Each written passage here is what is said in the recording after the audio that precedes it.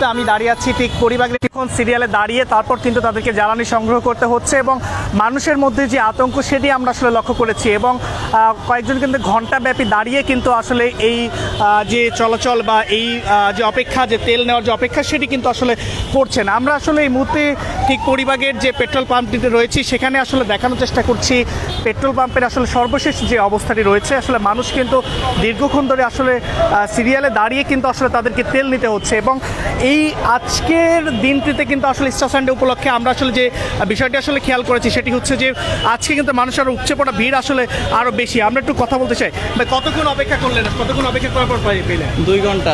2 ঘন্টা পরে? হ্যাঁ। আসলে এটা ভোগান্তি হচ্ছে কিনা আসলে? হ্যাঁ, এটা অবশ্যই ভোগান্তি। আমি এই তো জব রেখে আসছি। সরকার বলতেছে তেল আসলে আছে, সেক্ষেত্রে আপনারা আসলে কি দেখছেন? বাস্তবে তো ভিন্ন দেখতেছি, আমাদের রোডে তো ওইরকম ভাবে নাই, বিভিন্ন পাম্পে প্রায় খালি।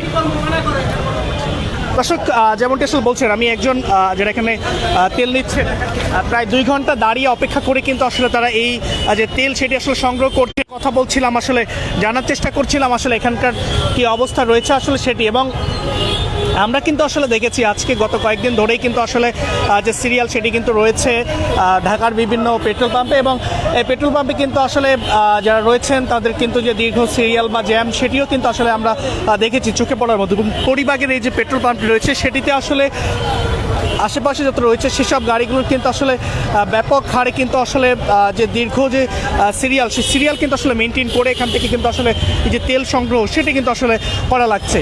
এবং রাজধানী জুড়ে এই যে জ্বালানি তেলের যে সংকট সেটি আসলে শুধু রাজধানী জুড়ে না, সারা দেশেই কিন্তু আসলে এই যে ভোগান্তি, সেই ভোগান্তি কিন্তু আসলে আমরা দেখতে পাচ্ছি। এবং এখানকার যারা রয়েছেন এবং সেই যে নিরাপত্তা বা এখানকার যে শৃঙ্খলা রক্ষা করতে কিন্তু আসলে এখানে পুলিশের সদস্যরা পাশাপাশি কিন্তু পেট্রোল পাম্পে যারা রয়েছেন তারাও কিন্তু আসলে কাজ করছেন এবং আমরা কিন্তু আসলে ঠিক সে দৃশ্য কিন্তু আসলে দেখতে পাচ্ছি যাতে কোনো ধরনের জ্যাম বা সিরিয়াল যেন না পড়ে এবং মানুষজন যেন নিতে পারে। তবেই কিন্তু আসলে মানুষের মধ্যে যে আতঙ্ক ছড়িয়েছে সেই আতঙ্কের ফলে আসলে সকলকেই কিন্তু আসলে দাঁড়িয়ে থাকা লাগছে এবং দাঁড়িয়ে থেকে আসলে সিরিয়াল মেনটেন করে তারপরেই কিন্তু আসলে যে তেল সংগ্রহ সেটি কিন্তু আসলে করা লাগছে।